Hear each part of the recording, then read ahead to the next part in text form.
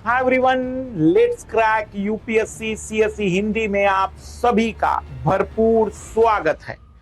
जैसे कि आप जानते हैं, कई बार अखबारों में आता है G7 की बैठक हुई, G20 की बैठक हुई, कभी G8 वर्ड यूज हो जाता है। तो आखिर ये है क्या? आइए आज की इस वीडियो में हम इन्हीं तीनों समूहों को समझने का प्रयास करेंगे।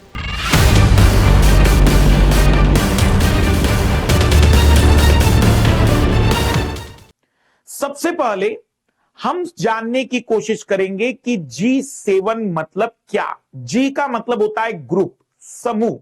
7 देशों की संख्या को दर्शाने के लिए नंबर यूज करते, तो 7 देशों का समूह। 1975 में दुनिया की सबसे विकसित 7 अर्थव्यवस्थाओं ने, इकोनॉमिकल जिनकी कंडीशन डेवलप थी, जो विकसित अर्थव्यवस्थाएं थी, उन्होंने एक संगठन का निर्माण किया। 7 देशों में कनाडा, यूएसए, 2 देश उत्तर अमेरिका के, 4 देश यूरोप के थे, फ्रांस, ब्रिटेन, जर्मनी और इटली, और एक एशिया का जापान। यह 7 देश दुनिया के 40% जीडीपी को आज रिप्रेजेंट करते। मतलब दुनिया में 100 रुपए कमाए जाते तो 40 रुपए ये 7 देश ही कमाते हैं, जबकि दुनिया में 200 से ज्यादा देश है। 1/10 जनसंख्या का प्रतिनिधित्व करते हैं। लेकिन 1997 में रूस भी इससे जुड़ गया। तब यह G7 G8 में बदल गया। जो 7 देश मैंने बताया, उसके अलावा एक और देश इसमें जुड़ा। लेकिन 2014 में रूस के द्वारा यूक्रेन के साथ हुई कुछ घटनाओं के कारण पुनः इन 7 देशों ने रूस को बाहर कर दिया, और फिर वह संगठन पुनः G7 के रूप में आगे बढ़ा, जो अभी भी G7 के रूप में चल रहा है। लेकिन 20वीं सदी में जो देश संपन्न हुआ करते थे, ब्रिटेन, फ्रांस, इटली, जर्मनी, अब उनकी तुलना में भारत, चीन, ब्राजील, दक्षिण अफ्रीका, ऐसे देशों का महत्व दुनिया में बढ़ा, क्योंकि उनका व्यापार, उनका जीडीपी दुनिया भर के जीडीपी में परसेंटेज बहुत ज्यादा था। तब एक नए संगठन के निर्माण की शुरुआत इन 7 देशों ने ही की। उन्होंने अपना 7 का ग्रुप तो बनाए रखा, लेकिन उन्होंने एक नए संगठन की शुरुआत की, जिसमें विकसित और विकासशील दोनों राष्ट्र रखने का लक्ष्य रखा, और इसका नाम रखा G20, जिसे 1999 में बनाया गया। G20 में 20 देश शामिल हैं। मैं याद करवा देता हूं वो 20 देश कैसे।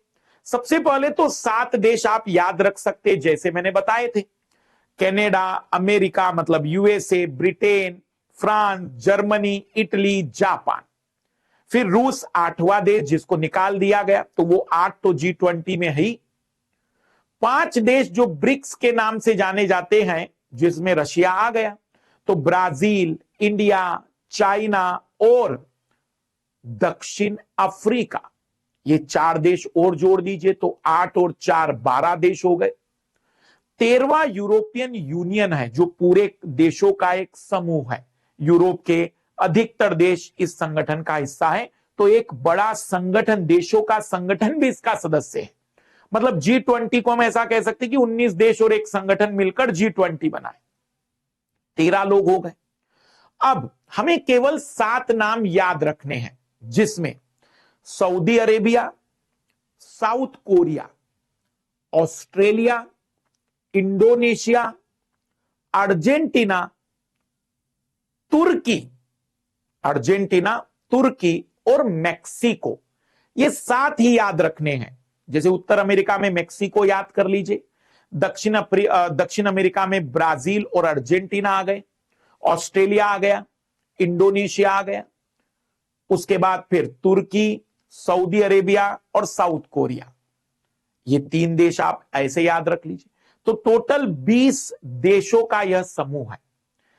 दोनों ही संगठन अभी भी अस्तित्व में हैं, बढ़िया काम कर रहे हैं, लेकिन G20 का महत्व ज्यादा है, क्योंकि दुनिया के 85% जीडीपी का प्रतिनिधित्व करते हैं ये 20 राष्ट्र। मतलब दुनिया में 100 रुपए कमाए जाते तो 85 रुपीज यही 20 देश कमाते। दुनिया की 2/3 आबादी को रिप्रेजेंट करते हैं, दुनिया की 2/3 आबादी को। दुनिया में जितना इन्वेस्टमेंट होता है या जितना व्यापार होता है, उसके 75% व्यापार को यही 20 देशों के माध्यम से किया जाता है, और इसीलिए इस 20 देशों के द्वारा लिए गए निर्णय पूरी दुनिया पर प्रभाव डालते हैं। लेकिन दोनों में एक बड़ा अंतर है। G20 एक ऐसा मंच है जिस पर दुनिया के सभी विषयों पर चर्चाएं होती है। G7 एक ऐसा मंच है जिस पर दुनिया के सभी विषयों पर चर्चाएं होती है, लेकिन G20 केवल आर्थिक मुद्दों पर चर्चाएं करता है। पिछले कुछ दिनों से या पिछले कुछ समय से यह चर्चाओं में जलवायु परिवर्तन, सस्टेनेबल डेवलपमेंट, रूस यूक्रेन जैसे मुद्दों की बातचीत चलने लगी है, लेकिन मूलतः अर्थव्यवस्था के मुद्दों पर यह चर्चाएं करता है। दोनों ही संगठन या दोनों ही मंच कहूं मैं, फोरम है, संगठन नहीं, क्योंकि इनका कोई मुख्यालय नहीं है। दोनों ही जगह पर जनरली G20 में बारी बारी से अध्यक्षताएं मिलती रहती हैं। G7 में तो सीक्वेंस वाइज चलता है, लेकिन G20 में चलते रहता है रोटेशन के आधार पर। जैसे भारत को 2023 के G20 की अध्यक्षता मिली। भारत G7 का सदस्य नहीं है, लेकिन उनकी बैठकों में भारत को आमंत्रित किया जाता है एज ए ऑब्जर्वेटरी पार्टनर, जिसको पर्यवेक्षक मेंबर कहते हैं, कि भाई वो सुनने आया है, कोई मतदान नहीं करेगा, कोई बातचीत नहीं करेगा।